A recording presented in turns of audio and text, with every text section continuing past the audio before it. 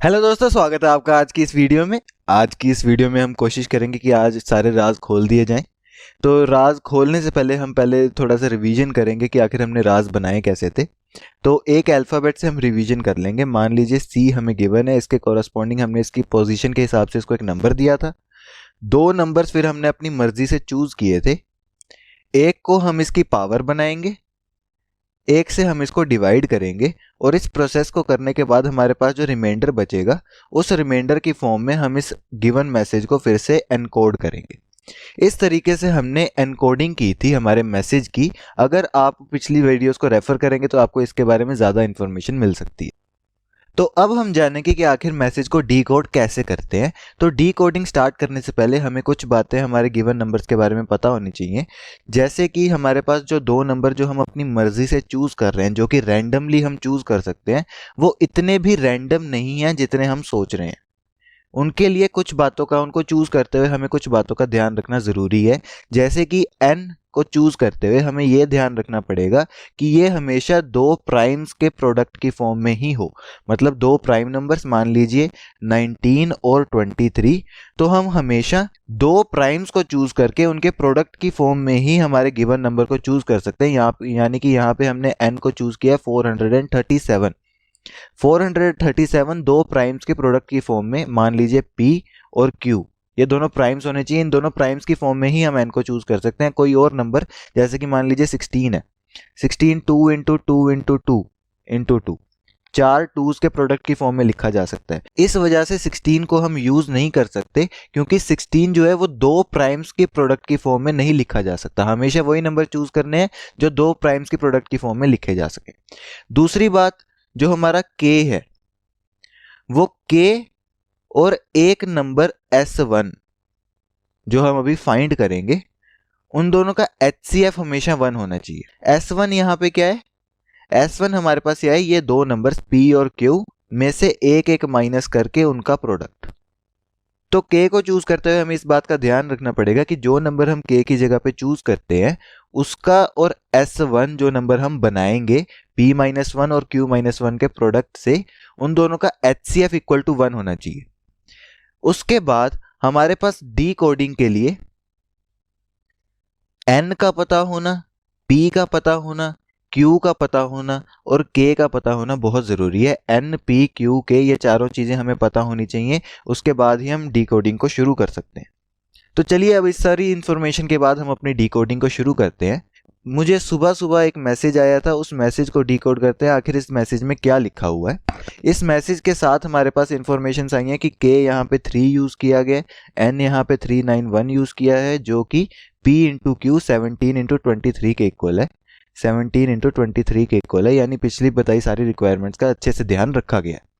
इस मैसेज को हमने डीकोड करना है। तो डीकोड करने के लिए हमारा सबसे पहला स्टेप है कि हम एक नंबर फाइंड आउट करेंगे S1, जो कि हमने अभी पीछे फाइंड किया था, जो कि इक्वल होता है P-1 और Q-1 के। तो P-1 और Q-1 यहाँ पे हो जाएगा 17-1 और 23-1, जो कि बनेगा 16 इंटू 22, जो कि हमारा 352। तो हमारा सबसे पहला स्टेप हो चुका है, S1 हमने फाइंड कर लिया। इसके बाद स्टेप 2 के लिए हम वो सारे नंबर्स फाइंड करेंगे जो कि S1 के साथ को प्राइम है। S1 जो हमने अभी फाइंड किया है P-1 इंटू Q-1 के इक्वल, जो कि हमारे पास 352 आएगा।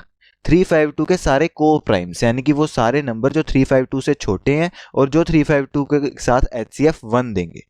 यानी कि हम वो फाइंड कैसे करेंगे? 352 के लिए हम कैलकुलेट करके देख लेते हैं। 352 को हम लिख सकते हैं 16 इंटू 22, यानी कि 2⁵5 इंटू 11।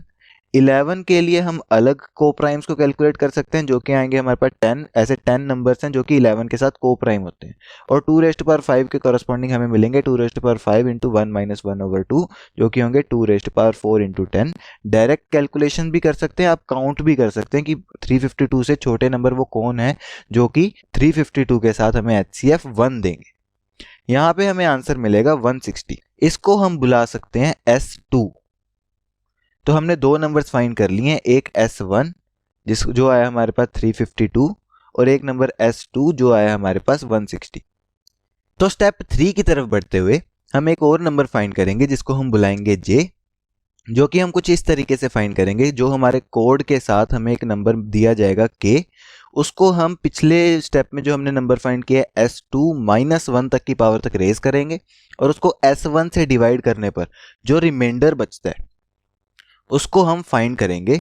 यानी कि यहाँ पर हमें जो k3 गिवन है उसको s2 यानी 160 -1 ओवर s1 यानी कि 352, इसको कैलकुलेट करने पर जो रिमाइंडर बचता है वो हम फाइंड आउट करेंगे।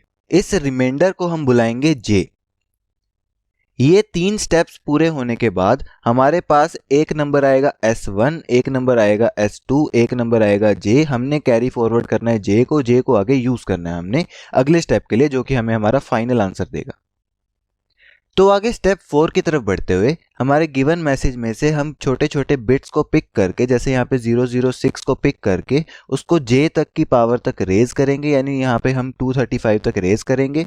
उसको गिवन n से डिवाइड करेंगे, यानी 391 जो हमारे इस केस में गिवन है उससे डिवाइड करेंगे, और जो रिमाइंडर हमारे पास बचेगा वो हमारा डिकोडेड मैसेज बनाएगा।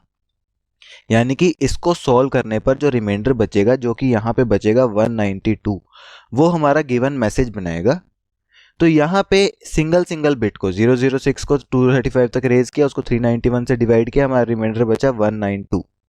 सिमिलरली जब हम एक एक करके 034 078 को हम सॉल्व करेंगे तो हमारे पास रिमाइंडर्स आएंगे 102, 190, 318, 090 और 205। ये हमारे पास डिकोडेड मैसेज है। इस डिकोडेड मैसेज में से हमने अब बस पोजीशनिंग के हिसाब से अल्फाबेट्स को पिक करना है। ये हमारे पास डिकोडेड मैसेज है। इसको हमने दो दो के सेट्स में बना लिया अब, ताकि हम पोजीशंस को आराम से देख सकें। 19th पोजीशन पे हमारे पास है S, 21st पोजीशन पे हमारे पास है U, 02 पोजीशन पे है B, 19th पोजीशन पे है फिर से S, 3rd पोजीशन पे है C, 18th पोजीशन पे है R, 9th पोजीशन पे है I, 2nd पोजीशन पे है B, 5th पोजीशन पे है E। तो ये हमारा मैसेज बोलता है subscribe, please subscribe to the channel, please like this video. आज की इस वीडियो में अगर आपको मजा आया हो तो आप प्लीज इस वीडियो को शेयर भी करें। Thank you for watching this video. Please like this video, please share this video, please subscribe to the channel. Thank you very much.